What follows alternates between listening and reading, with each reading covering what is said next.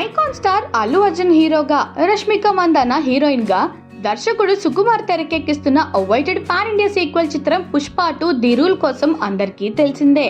మరి ఈ చిత్రం నుంచి అవైటెడ్ ఫస్ట్ సింగిల్ పుష్పని రిలీజ్ చేయగా దేవిశ్రీ ప్రసాద్ మరోసారి ఇన్స్టెంట్ చార్జ్ బస్టర్ ని అందించారు.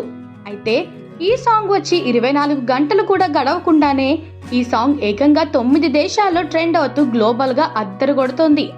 ఒక్క తెలుగులోనే కాకుండా పాన్ ఇండియా భాషల్లోనే అనేక దేశాల్లో ఈ సాంగ్ ట్రెండ్ అవుతూ ఉండటం విశేషం.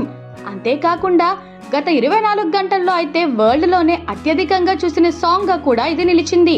మొత్తానికైతే పుష్ప 2 సాంగ్ రీసౌండ్ మాత్రం గ్లోబల్ లెవెల్లో అద్దరిపోతోంది.